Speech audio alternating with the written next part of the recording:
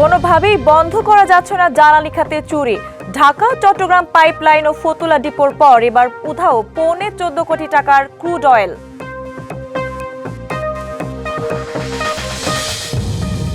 বরগুনার পৌর এলাকার অধিকাংশ গভীর নলকূপ অকেজো। সুপেয় পানির তীব্র সংকট, বিকল্প উৎস ব্যবহারের পরামর্শ জনস্বাস্থ্যের। ঈদ সামনে রেখে পাইকারি কাপড়ের বাজার বাবুরহাটে বেচা কেনার ধুম। প্রতি হাটে বিক্রি হচ্ছে 2 থেকে 2,500 কোটি টাকা। বিশেষ উদ্যোগ নিলেও জ্বালানি খাতে চুরি কোনোভাবেই বন্ধ করা যাচ্ছে না। ঢাকা চট্টগ্রাম পাইপলাইন ও ফতুল্লা ডিপোর পর এবার উধাও হলো 14.5 কোটি টাকার ক্রুড অয়েল। এ ঘটনায় স্ট্রান রিফাইনারি ও বাংলাদেশ শিপিং কর্পোরেশনের অভিযানের পর অনুসন্ধানে নেমেছে দুদক।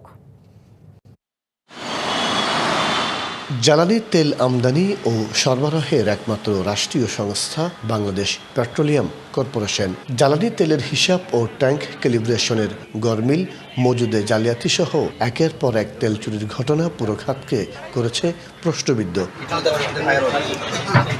গেল বছরের 24শে মার্চ আরব আমিরাত থেকে 1,09,741 টন ক্রুড অয়েল নিয়ে দেশে আসে জ্বালানি তেলবাহী জাহাজ নর্ডিক স্কেয়ার।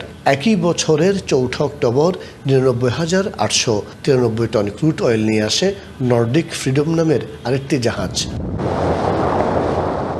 জাহাজ থেকে খালাস করে ইস্টার্ন রিফাইনারি শোর ট্যাঙ্কে নিয়ে গেলে ধরা পড়ে অস্বাভাবিক ঘাটতি। জাহাজ দুটিতে বিএল পরিমাপে 2,09,584.090 টন ক্রুড অয়েল ছিল, কিন্তু বাংলাদেশে আসার পর কুতুবদিয়া অ্যাঙ্করে যৌথ সার্ভেতে পাওয়া যায় 2,09,136.590 টন। পরে লাইটার জাহাজে ইস্টার্ন রিফাইনারির ট্যাঙ্কে নেওয়ার পর শোর ট্যাঙ্কে পাওয়া যায় 2,07,221.946 টন। অ্যাঙ্কর থেকে শোর ট্যাঙ্কে পৌঁছানোর সময় 1,914.64 টন তেল কমে যায়। বিপিসি ও বিএসসির হিসেবে প্রতি টন ক্রুডের সিআইএফ মূল্য 586.42 মার্কিন ডলার। প্রতি ডলার 123 টাকা হিসাবে কমে যাওয়া ক্রুড অয়েলের দাম প্রায় 13,81,00,000 টাকা। বিষয়টি জানতে ইস্টার্ন রিফাইনারির ব্যবস্থাপনা পরিচালককে বেশ কয়েকবার ফোন করা হলেও তিনি ধরেননি। এদিকে জাহাজ মালিকের প্রাপ্য লাইটারেজ বিল বাবদ দাবি করা টাকা পরিশোধের জন্য বিপিসিকে চিঠি দিয়েছে বিএসসি। আমরা যে জয়েন্ট সার্ভেগুলো করি সেখানে সাপ্লায়ারের প্লাস আমাদের সার্ভেয়ার এবং ইআরএল এর প্রতিনিধি থাকে। সেখানে যদি সঠিক হয়, অন্য জায়গায় যে আবার তেলের পরিমাণ কমে যাওয়াটা এটা বিধিবদ্ধ না। অটোমেশন প্রক্রিয়া ও ফ্লোমিটার স্থাপন শেষ না হলে জ্বালানি তেল চুরি ঠেকানো সম্ভব হবে না বলে মনে করছেন সংশ্লিষ্টরা। এই তেল চুরির আইটি কারা কারা ভোগ করে সেটার উপর নির্ভর করে আদৌ এটা বন্ধ হবে কিনা। দুর্বৃত্তরা এটার সাথে যুক্ত এবং বিপিসির ভিতরে বাইরে এই সংযোগ আছে বলেই দমন করা যাচ্ছে না। বিপিসি সেক্টরে আমরা অটোমেশনের ব্যাপারে পদ্ধতিগত বিষয়গুলোকে অটোমেশনে নিয়ে আসার জন্য আমরা উদ্যোগ নিয়েছি। ইন্ডিভিজুয়ালি ড্যাশবোর্ডে সমস্ত তথ্য সবাই দেখতে পাবে। পতেঙ্গা ডলফিন জেটি থেকে ইস্টার্ন রিফাইনারির শোর ট্যাঙ্কে তেল নেওয়ার সময় কমে যাওয়া ঘটনায় তেলের পরিমাণ, যৌথ সার্ভে প্রতিবেদন সহ প্রয়োজনীয় রেকর্ডপত্র চেয়েছে দুদক। মাসুদুল হক, ডিবিসি নিউজ, চট্টগ্রাম। গাইবান্ধায় জাতীয় পার্টি দুর্গে এবার আঘাত হেনেছে জামায়াতে ইসলামী। 91 ও 96 এর নির্বাচনে যেখানে জেলার 5টি আসনই দখলে ছিল জাতীয় পার্টির, সেখানে এবার 4টি আসনে জামানত বাজেয়াপ্ত হয়েছে দলটির প্রার্থীদের। 4টিতে বিপুল ভোটে জিতেছে জামায়াত আর 1টিতে বিএনপি। রাজনৈতিক বিশ্লেষকদের মত, সময়ের সঙ্গে সঙ্গে আদর্শচ্যুতি, সাংগঠনিক দুর্বলতা ও নেতৃত্ব সংকটের কারণেই জনসমর্থন কমেছে জাতীয় পার্টির। উত্তরের জেলা গাইবান্ধা একসময় জাতীয় পার্টির দুর্গ হলেও এবার নির্বাচনী ফলাফলে অনেকটা আত্মপরিচয় সংকটে হুসেইন মোহাম্মদ এরশাদের হাতে গড়া দলটি। ত্রয়োদশ সংসদ নির্বাচনে জেলার 5টি আসনের 4টিতেই জামানত বাজেয়াপ্ত হয়েছে দলটির প্রার্থীদের। গাইবান্ধা 1, 2, 3 ও 5 আসনে জয় পেয়েছে জামায়াত, আর গাইবান্ধা 4 আসনে জিতেছে বিএনপি। এর মধ্যে গাইবান্ধা 1 আসন ছাড়া বাকি 4টিতেই জামানত বাজেয়াপ্ত হয় জাতীয় পার্টির প্রার্থীদের। জাতীয় পার্টিকে একটা ইঞ্জিনিয়ারিং করে মেটিকুলাস ডিজাইনে হারিয়ে দিয়েছে। বিশেষ করে জাতীয় পার্টির যে আসনগুলিতে গত 50 বছরেও কেউ হারাতে পারেনি, সেই আসনগুলোতে হারিয়ে দিয়েছে। গোটা গাইবান্ধা জেলায় জাতীয় পার্টির একটি চরম ভরাডুবি হয়েছে, যেটি আমরা মনে করি যে জাতীয় পার্টির যদি বিচক্ষণ বা সঠিক সিদ্ধান্ত নিত তাহলে হয়তো বিগত দিনের ধারাবাহিকতা সঠিক থাকতো। জামায়াত নেতারা বলছেন তাদের দলের নেতাকর্মীদের বিরুদ্ধে চাঁদাবাজি, টেন্ডারবাজির অভিযোগ না থাকায় ভোটারদের মধ্যে ইতিবাচক ধারণা তৈরি হয়েছে। বিশেষ করে নারী ভোটারদের সমর্থন এবার দাড়িপাল্লা প্রতীকের পক্ষে ছিল বলেও জানান তারা। এই এলাকার মহিলারা তারা স্বতঃস্ফূর্তভাবে আমাদেরকে ভোট দিয়েছে। মানুষ চাইছে যে আসলে দুর্নীতি বা সন্ত্রাস চাঁদামুক্ত একটা দেশ গড়ার জন্য। এটার কারণে আমাদের 4টে আসন পেয়েছি। আর বিএনপি নেতারা বলছেন দরিদ্র ও নিরক্ষর ভোটারদের ধর্মের ভয় দেখিয়ে অনৈতিকভাবে ভোটে জিতেছে জামায়াত। ভবিষ্যতে এই আসনগুলোতেও বিপুল ভোটে জয় পাবে বিএনপি। আমি মনে করি গাইবান্ধায় 4টি আসনে যারা নিম্ন আয়ের মানুষ ধর্মের দোহাই দিয়ে অনৈতিক লেনদেনের মাধ্যমে তাদের ভোটটি তারা ভিন্ন খাতে প্রবাহিত করেছে। 1991 ও 96 সালের নির্বাচনে জেলার 5টি আসনে জয় পেয়েছিল জাতীয় পার্টি। তবে সময়ের সঙ্গে সঙ্গে আদর্শচ্যুতি, সাংগঠনিক দুর্বলতা ও নেতৃত্ব সংকটের কারণে দলটি ধীরে ধীরে জনসমর্থন হারিয়েছে বলে মনে করছেন বিশ্লেষকরা। প্রত্যেক দলের একটা আদর্শ থাকে, সেই আদর্শটা এরশাদের দলের আর নাই। প্রত্যেকেই জামানত বাজেয়াপ্ত হয়েছে এবার। এটা একটা অস্বাভাবিক ঘটনা না, এটি স্বাভাবিক ছিল, কিন্তু খুব দেরিতে হলো। এবারে নির্বাচনে গাইবান্ধায় 40 জন প্রার্থীর মধ্যে বিভিন্ন দলের 28 জন প্রার্থীর জামানত বাজেয়াপ্ত হয়েছে। DBC news desk. গত কয়েক বছর ধরে বরগুনা পৌর শহরের অধিকাংশ গভীর নলকূপ বিকল হয়ে পড়েছে। মাত্রাতিরিক্ত ভূগর্ভস্থ পানি উত্তোলন করায় পানির স্তর নিচে নেমে নলকূপগুলো অকেজো হয়ে পড়েছে। ফলে পানির চাহিদা মেটাতে ভূগর্ভস্থ পানির উপর নির্ভর না করে বিকল্প পানির উৎস ব্যবহারের পরামর্শ জনস্বাস্থ্য প্রকৌশল অধিদপ্তরের। শিগগিরই বিশুদ্ধ পানির ব্যবস্থা করার আশ্বাসও পৌর কর্তৃপক্ষের। বরগুনা পৌর শহরের আমতলারপাড় এলাকার বাসিন্দা নাজমুন নাহার রুবি বেগম নিজস্ব উদ্যোগেই প্রায় 25,000 টাকা ব্যয় করে স্থাপন করেন গভীর নলকূপ। যদিও সেই নলকূপ দিয়ে এখন উঠছে না সুপেয় পানি, তাই বাধ্য হয়েই তাকে 1 কিলোমিটার দূর থেকে রান্নার ও খাবারের পানি আনতে হচ্ছে। সাপ্লাইয়ের পানির স্তর নিচে নেমে গেছে, এই জন্য আমরা পানি পাই না। হাজার হাজার টাকা দিয়ে আমরা কল উঠাই, কিন্তু কাজ হয় না। এই পরিস্থিতি পুরো পৌরসভা ও আশপাশের এলাকাগুলোতেও। বরগুনার পৌর এলাকায় গভীর নলকূপ রয়েছে 600-রও বেশি, যার অধিকাংশই বিকল। কোনোটি দিয়ে পানি আসলেও তা খাওয়ার অনুপযোগী। বিশুদ্ধ পানির খোঁজে তাই বাধ্য হয়েই দূর দূরান্তে ছুটছেন স্থানীয়রা। কেউ কেউ ব্যবহার করছেন পুকুরের পানিও। আমরা একটা পৌরসভার মধ্যে থাকি, কিন্তু পৌর সুযোগ সুবিধা এটার কোনো কিছুই আমরা ভোগ করতে পারি না। অনেক কষ্ট আমাদের অনেক কষ্ট। এখানে সাপ্লাইয়ের পানি ছাড়া আর অন্য কোনো পানি নেই। আমরা চাই একটু সহযোগিতা করুক, আমাদের পানি দেওয়ার ব্যবস্থা করুক। বরগুনা পৌরসভার 60,000-এরও বেশি মানুষের জন্য দিনে প্রয়োজন 40 লাখ লিটার পানি, কিন্তু নলকূপগুলো দিয়ে উত্তোলন করা হয় 76 লাখ লিটারের মতো। এভাবে দীর্ঘদিন বাড়তি পানি উত্তোলন করায় পানির স্তর নিচে নেমে এমন পরিস্থিতি তৈরি হয়েছে। পানি যদি আমি তুলতেই থাকি আর স্তরে পানি না পৌঁছায়, যেমন পলিথিনের বাধায় যায় না, এরপরে আপনার অতি খরা যদি হয়, তাহলে তো পানি সংকট একসময় হতেই পারে। এদিকে বিশুদ্ধ পানির জন্য বিকল্প ব্যবস্থা নেওয়ার পরামর্শ জনস্বাস্থ্য প্রকৌশল অধিদপ্তরের। আমরা যদি এখানে সকল পরিবারকে নিরাপদ পানির ব্যবস্থা করতে পারি, তাহলে মানুষ উপকৃত হবে। আমরা শীঘ্রই এ বিষয়ে দ্রুত পদক্ষেপ নেব। শিগগিরই সুপেয় পানির ব্যবস্থা নিয়ে এ সংকট থেকে মুক্তি দেবে কর্তৃপক্ষ, এমনটাই প্রত্যাশা পৌরবাসীর। শাহওয়াজিহা রহমান, ডিবিসি নিউজ। গত কয়েক বছর ধরে বরগুনা পৌর শহরের অধিকাংশ গভীর নলকূপ বিকল হয়ে পড়েছে। বরগুনায় পৌর এলাকার সুপেয় পানির সংকট নিয়ে আরও জানাতে সরাসরি যুক্ত হচ্ছেন সহকর্মী মালিক মিঠু। মালিক, পৌরবাসীর ভোগান্তি নিয়ে জানাবেন এবং এ বিষয়ে প্রশাসনের পক্ষ থেকে কোনো পদক্ষেপ নেওয়া হয়েছে কিনা? আসলে চারিদিকে 3টি নদীর আসলে সমন্বয় এই বরগুনা জেলাটি রয়েছে। পৌরসভা সব থেকে পানির তীব্র সংকট রয়েছে।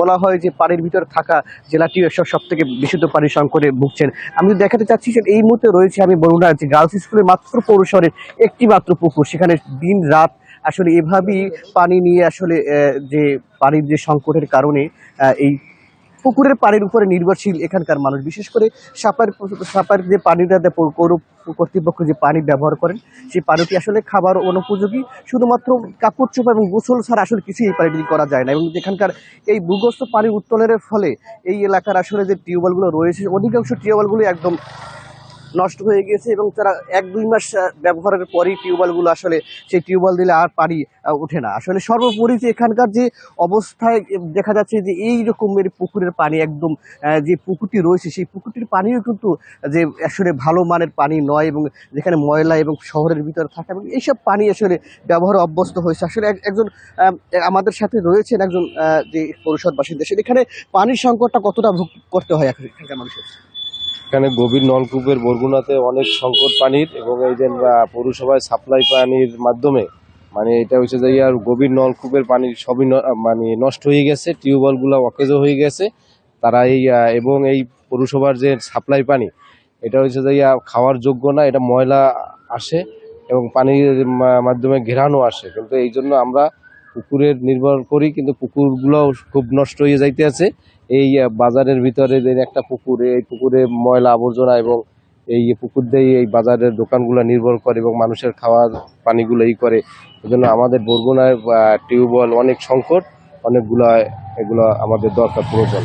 এরকম না, এখানকার যারা পাত্রঘাটা রয়েছে এবং তারা সেখানে আসলে সেখানকার মানুষই শুধুমাত্র বৃষ্টির পানি এবং নদীর পানি তারা আসলে কোনো রকম সংরক্ষণ করে সেই পানি ব্যবহার করে এবং পৌর কর্তৃপক্ষ বলেছেন যারা তারা শীঘ্রই যেখানে ওয়াটার ট্রিটমেন্ট প্ল্যান্ট রয়েছে যেটা দীর্ঘদিন আসলে বছরের পর বছর ফেলে রাখা হয়েছে, সেখানে বিশুদ্ধ পানি সংরক্ষণ করে এখানকার পৌরসভাবাসীদের দেওয়া হয় না। সর্বোপরি সেই পানিগুলো যদি বিশুদ্ধকরণের মাধ্যমে যদি দেওয়া হয় পৌর কর্তৃপক্ষ কিছুটা হলেও যে নাগরিক সুবিধার যে পানি সংকট থেকে তারা মুক্ত পাবে, এইটাই চাচ্ছে আসলে। আর প্রশাসনের পক্ষ থেকে বলা হয়েছে যে শীঘ্রই এই প্ল্যান্টটি চালু করে বিশুদ্ধ পানি সরবরাহ করা হবে, এমনটাই জানিয়েছেন।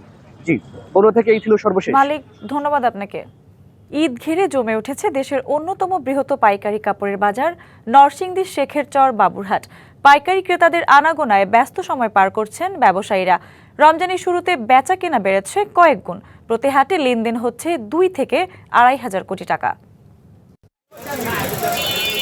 ঈদকে ঘিরে ঘুরে দাঁড়াতে শুরু করেছে প্রাচ্যের ম্যানচেস্টার খ্যাত নরসিংদীর শেখেরচর বাবুরহাট। দেশের সর্ববৃহৎ কাপড়ের বাজার হিসেবে পরিচিত এই মোকাম পাইকারি ক্রেতাদের ভিড়ে জমজমাট।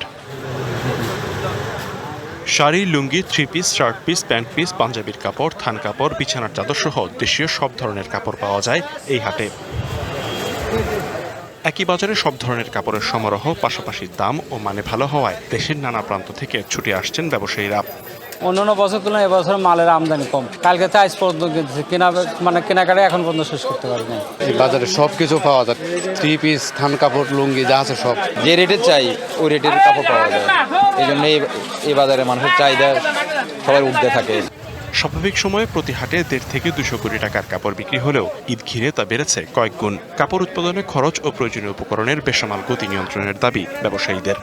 সব ডিস্ট্রিক্ট থেকে লোক আসতেছে, কেনাকাটা হচ্ছে, মোটামুটি ভালোই বোঝা যাচ্ছে। মোটামুটি বেশি না, অনেক ভালো, ঠিক আছে।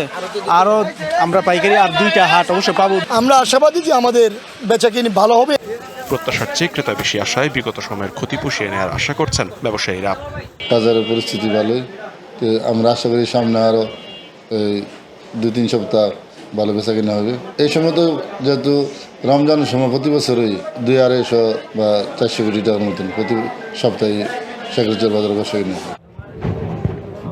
শেখেরচর বাবুরহাটে বৃহস্পতি, শুক্র ও শনিবার এই 3 দিন পাইকারি কাপড়ের পসরা সাজিয়ে বসেন ছোট বড় প্রায় 5,000 দোকানি।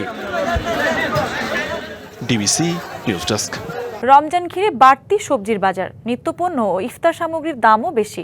বিস্তারিত জানাতে পঞ্চগড় থেকে সরাসরি যুক্ত হচ্ছেন সহকর্মী ফাহিম হাসান। ফাহিম, সবজি ও নিত্যপণ্যের দাম কেমন দেখছেন এবং বাজার নিয়ন্ত্রণে প্রশাসনের পক্ষ থেকে কোনো ব্যবস্থা নেওয়া হয়েছে কিনা? জি সানজিদা, আমি এই মুহূর্তে রয়েছি পঞ্চগড় কাঁচা বাজারে। পবিত্র মাহে রমজানকে কেন্দ্র করে কাঁচা বাজার সহ নিত্য প্রয়োজনীয় যে পণ্যগুলো রয়েছে সেগুলোর ঊর্ধ্বমুখী লক্ষ্য করা যায়। বিশেষ করে ইফতার এবং সেহরির জন্য কাঁচা বাজার সহ যে নিত্য প্রয়োজনীয় রয়েছে সেগুলোর চাহিদা কিছুটা বেড়েছে। আমি এই মুহূর্তে পঞ্চগড় কাঁচা বাজারে রয়েছি। এখানে লেবু প্রতি হালি বিক্রি করা হচ্ছে 70 টাকা, যা গত দিনে 70 টাকা ছিল। বিশেষ করে বেগুনের দাম কিছুটা কমেছে, গত দিনে 70 টাকা ছিল, এটি 60 টাকা টাকা দরে কেজি দরে বিক্রি হচ্ছে। শসা গত দিনে 50 টাকা কেজি দরে বিক্রি হয়েছিল, যেটি আজকে 40 টাকা কেজি দরে বিক্রি হচ্ছে।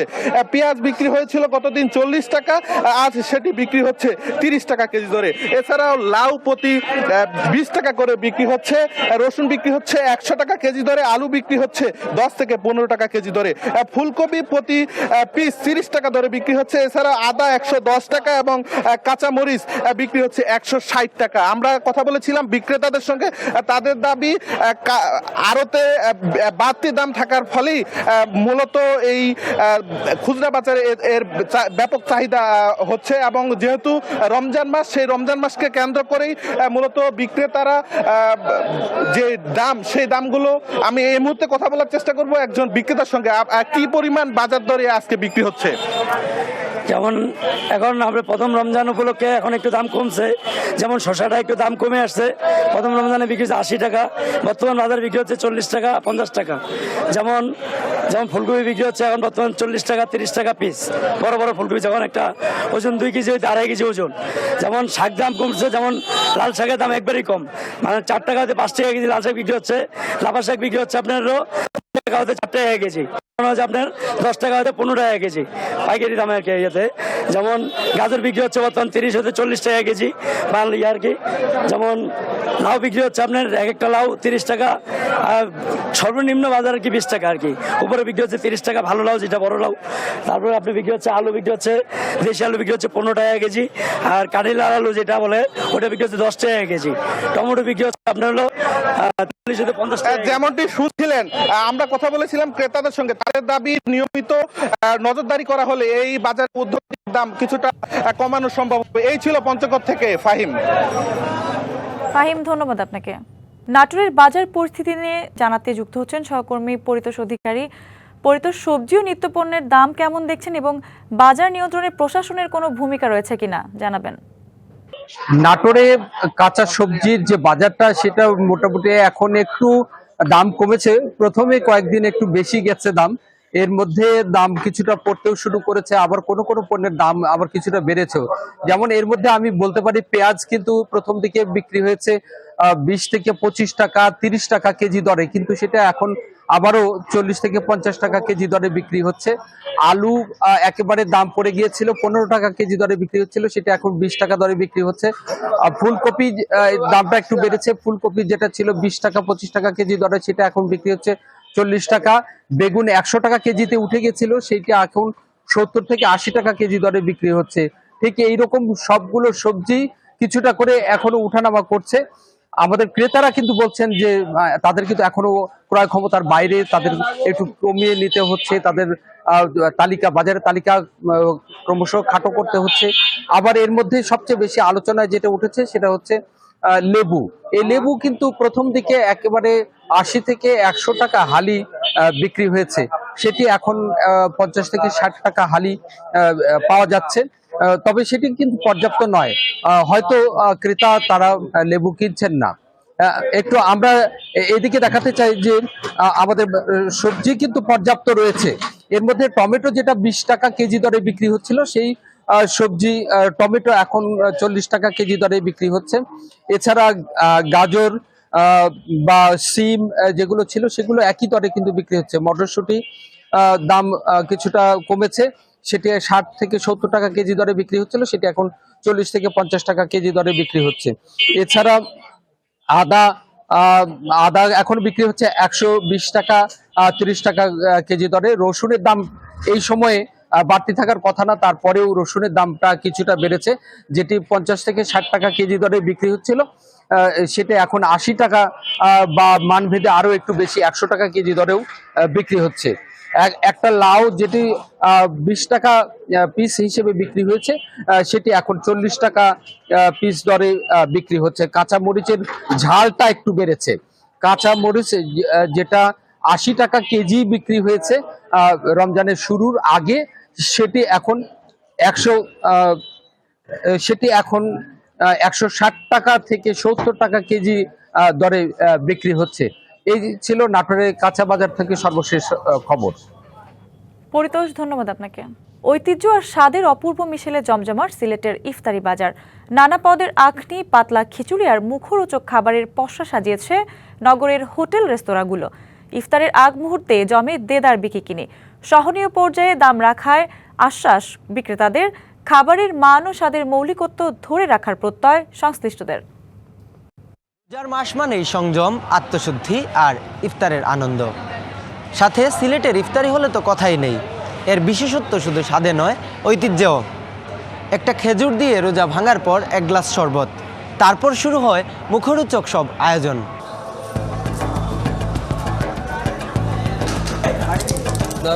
রমজানে জম্পেশ ইফতারের খুঁজে থাকেন ভোজন রসিকরা। সিলেটে ইফতারের বাজারে বরাবরের মতো এবারও রোজাদারদের চাহিদার শীর্ষে পাতলা খিচুড়ি ও আখনি, সাথে ছোলা, খেজুর, পেঁয়াজু, চিকেন ও বিফের তৈরি বাহারি পদের কাবাবও রয়েছে পছন্দের তালিকায়।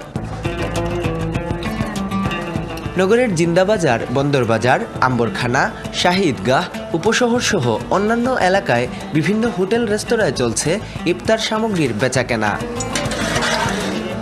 পাশাপাশি অপ্রচলিত খাবারের মধ্যে কোনো কোনো রেস্তোরাঁয় মিলছে Arabian biryani, sea food, chicken whole roast, ক্ষীর নানের মতো পদ। আমাদের এখানে পাতলা খিচুড়ির চাহিদাটা অনেক বেশি। সিলেটে মানে গরুর তেহারি, আখনি যেটা বলে, সিলেটি ভাষায় যেটা বলে, ও আখনি যে বেশি চাহিদা আমাদের। এদিকে ঘরের খাবারের তুলনায় হোটেল রেস্তোরাঁ থেকে ইফতার সংগ্রহ করতে আগ্রহ বেশি ক্রেতাদের। তারা বলছেন, দক্ষ রাঁধুনির হাতে রান্না করা সিলেটের ঐতিহ্যবাহী খাবারগুলো ইফতারের আমেজ বাড়িয়ে দেয় বহুগুণ। ইফতারি লাইক হালিম বাদে কাবাব, ওটা আইটেম, ওটা ভালো লাগে, খিচুড়ি, হালিম। তারা ঘরের মতো আর কি তৈরি করে, এই জন্য আমার খুব ভালো লাগে। ব্যবসায়ীরা বলছেন, রোজাদারদের চাহিদার নিরিখেই রাখা হয়েছে প্রয়োজনীয় ব্যবস্থা। তাদের দাবি, দামও রয়েছে সহনীয় পর্যায়ে। সর্বদা চেষ্টা করছি যে আমাদের সকল শ্রেণী পেশার মানুষ যেন পাঞ্চি রেস্টুরেন্টের ইফতারের স্বাদ নিতে পারে, সেই দিক বিবেচনা করে কিন্তু আমাদের যে মূল্য থাকে কিন্তু আমাদের যথেষ্ট সাশ্রয়ী রাখা আমাদের চেষ্টা। খাদ্য ব্যবসা সংশ্লিষ্টরা বলছেন, খাবারের গুণগত মান ঠিক রেখে স্বাদ বৃদ্ধির প্রচেষ্টা অব্যাহত রয়েছে। যুগের তালে তালে আমরা রেস্টুরেন্ট ব্যবসায়ী যারা আছি, আমরাও যুগের তালে তালে আমরা কিভাবে স্বাদ বাড়ানো যায়, স্বাস্থ্যসম্মতভাবে থেকে আমরা কিভাবে স্বাদ বাড়ানো যায়, সেই প্রচেষ্টা আমাদের আছে। এদিকে রমজানে খাবারের দাম ও মান নিয়ন্ত্রণে নিয়মিত বাজার তদারকির দাবি ক্রেতাদের। Tawhidur Rahman Shah, DBC news, Sylhet.